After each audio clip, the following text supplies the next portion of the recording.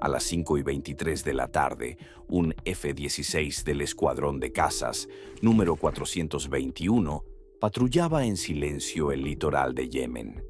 En el cielo, todo parecía rutinario, pero lo que no sabía el piloto es que, en cuestión de segundos, iba a convertirse en el blanco de uno de los sistemas de misiles más letales jamás usados por los hutíes contra una aeronave tripulada. Una batería SA-6, oculta cerca de la ciudad de Al-Udaida, había bloqueado su radar sobre el caza. Un misil con un alcance efectivo de más de 20 kilómetros y capaz de viajar a casi 3 veces la velocidad del sonido, fue disparado sin previo aviso. El piloto tendría apenas unos segundos para responder. En el aire no hay margen de error. O reaccionas con precisión quirúrgica, o te conviertes en fuego y metal cayendo al mar. ¿Cómo puede un F-16 sobrevivir a una emboscada de este tipo? ¿Qué sistemas lo protegen? ¿Y cómo respondió Estados Unidos a lo que fue considerado un ataque directo sin precedentes? Lo que comenzó como un vuelo de rutina terminaría desatando una represalia tecnológica y militar como pocas veces se ha visto en esta región del mundo. Sin saberlo, el piloto del F-16 ya estaba siendo rastreado por una batería SA-6 camuflada entre los edificios destruidos en las afueras de Al-Udaida. Apenas la aeronave cruzó su zona de fuego, el radar de adquisición del enemigo la marcó como objetivo. Un misil fue lanzado de inmediato. La amenaza no era menor.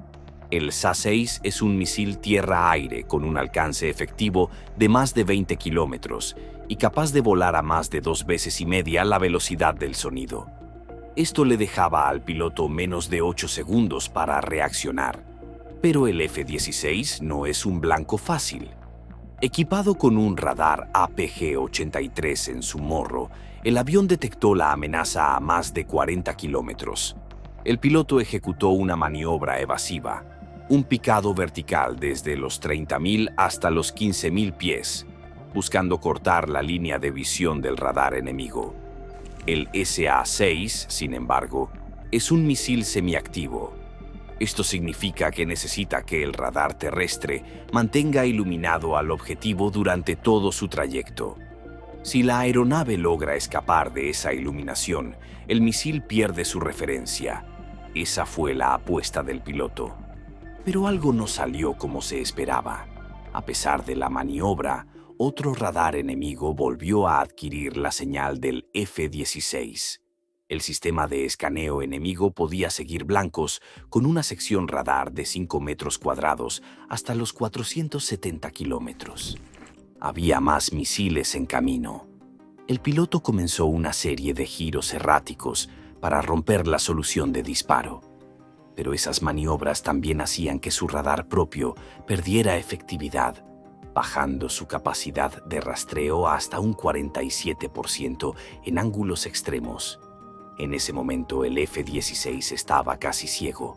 Es ahí cuando entra en acción un sistema crucial, el PIDS, o Sistema Integrado de Dispensación en Pilones. Instalado bajo las alas, este sistema detecta lanzamientos de misiles mediante sensores ultravioletas distribuidos a lo largo del fuselaje.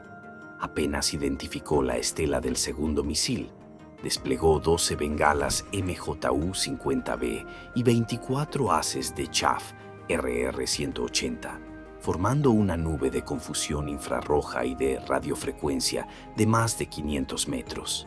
Pero el misil seguía acercándose. La señal no se rompía. Como último recurso, el piloto activó el ALQ-184, un pod de interferencia electrónica montado bajo el fuselaje. Este equipo puede emitir señales de interferencia en un rango de entre 2 y 20 GHz, suficiente para saturar el radar de guía del SA-6. En el instante en que el sistema entró en acción, el misil perdió su referencia. Su trayectoria se volvió balística y pasó a metros del avión sin impactar. El F-16 había sobrevivido, pero apenas 40 minutos después, otro blanco sería atacado.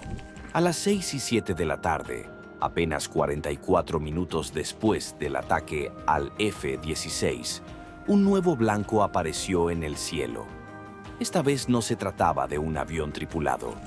Era un dron MQ-9 Reaper, despegado desde la base aérea de Chabeli, en Djibouti. El Reaper sobrevolaba una zona ubicada a unos 80 kilómetros al noreste de Al-Hudaida, siguiendo convoyes hutíes que transportaban suministros hacia posiciones fortificadas.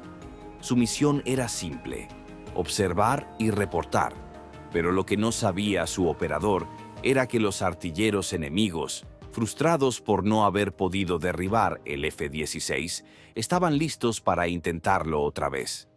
A diferencia del caza, el Reaper no cuenta con un piloto a bordo, pero sí con sistemas de detección automatizados. Apenas 8 segundos después del lanzamiento, el sensor de advertencia de misiles Pandora del dron detectó la amenaza. En cuestión de milisegundos, el sistema ordenó el despliegue de contramedidas. El Reaper ascendió por encima de los 15.000 pies, tratando de alejarse de los conos de rastreo de los radares enemigos, que se proyectan en forma cónica desde la superficie y son menos efectivos en altitudes elevadas. Al mismo tiempo, su dispensador, AN-AL-467, lanzó 8 bengalas en apenas 4 segundos. Las bengalas, combinadas con haces de chaff, crearon una nube electromagnética y térmica que cubría más de 300 metros cuadrados, diseñada para desorientar la cabeza buscadora del misil entrante. Pero los recursos del dron no son ilimitados.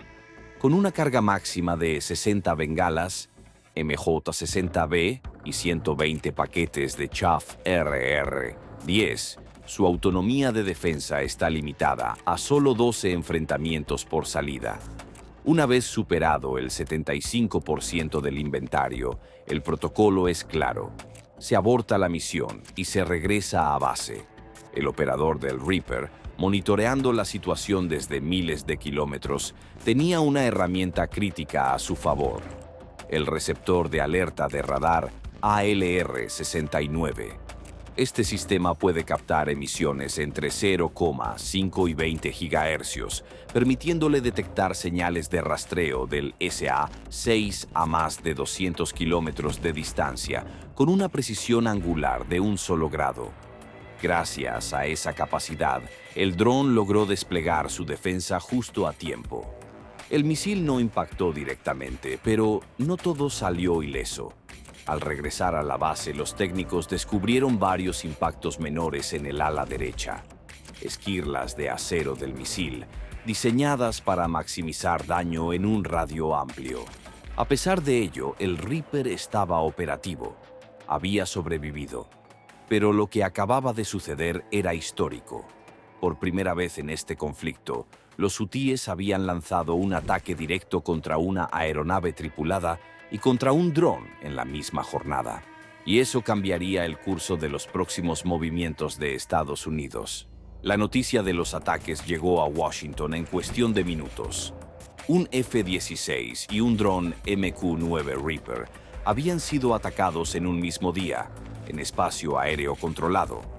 Aunque ambos sobrevivieron, el mensaje era claro: los hutíes estaban dispuestos a cruzar líneas hasta entonces respetadas.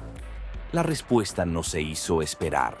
A las 3 de la madrugada, menos de 8 horas después del primer disparo, el destructor lanzamisiles USS Spruance recibió órdenes directas de acercarse a la costa de Yemen.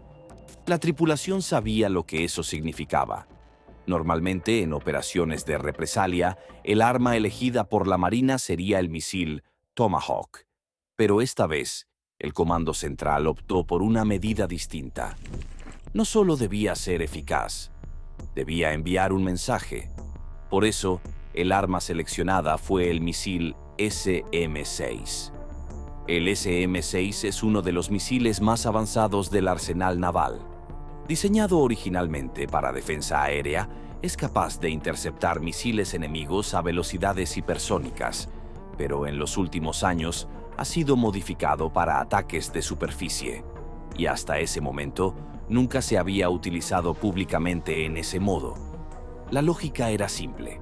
Aunque el Tomahawk tiene un mayor alcance, el SM-6 es mucho más rápido, y el objetivo no era estático. Las imágenes satelitales confirmaban que el lanzador SI-6UT seguía en las afueras de Al-Judaida, pero era móvil. Con una velocidad promedio de más de 50 kilómetros por hora, podía haber cambiado de posición en cuestión de minutos. No había margen para demoras. El USS Spruance navegó a toda velocidad hacia su punto de lanzamiento, una zona estratégica conocida como la canasta de disparo, en el sur del Mar Rojo.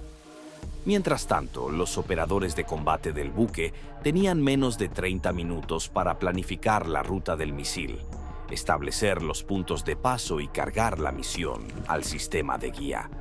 Porque un misil no vuela en línea recta, eso lo haría vulnerable. En cambio, la ruta se diseña con una serie de coordenadas que simulan maniobras evasivas. Una vez que el misil alcanza su primer punto de paso, su software clasificado toma el control total y guía el proyectil hacia el objetivo final. Con un destello de fuego, 2 misiles SM-6 fueron lanzados desde las celdas verticales del buque a las 3:45 de la madrugada. A más de 3 veces la velocidad del sonido, recorrieron los cientos de kilómetros en apenas 6 minutos. A pesar de que los hutíes habían fortalecido su red de defensa aérea, el misil no fue interceptado, ni siquiera detectado.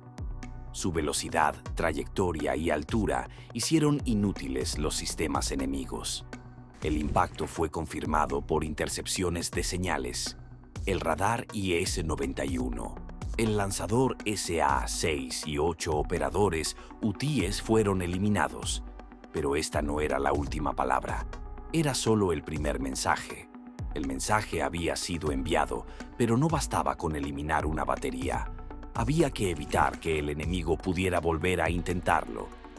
Por eso, a las 6 en punto de la tarde del mismo día, el portaaviones Harry S. Truman inició la siguiente fase de represalia. Desde su cubierta despegó la primera de 4 oleadas de cazas F-18 Super Hornet, pero esta vez no llevaban las habituales bombas de 500 o 1000 libras. Number. Esta vez iban armados hasta los dientes con AGM-154, también conocidos como HOAS-O's, armas de ataque de largo alcance guiadas por GPS y capaces de liberar hasta 145 submuniciones. El objetivo eran los almacenes de misiles hutíes, camuflados en las afueras de Saada. Entre las 6 y las 11:30 de la noche, oleada tras oleada cruzó el cielo yemení. Una tras otra, las Chasseurs volaron más de 100 kilómetros desde su punto de lanzamiento, impactando con precisión milimétrica sobre los objetivos seleccionados por satélite y drones. Y por si eso no era suficiente, el destructor U.S. Gravely se sumó al ataque disparando 6 misiles Tomahawk contra instalaciones aún humeantes. Era un mensaje sin margen de ambigüedad.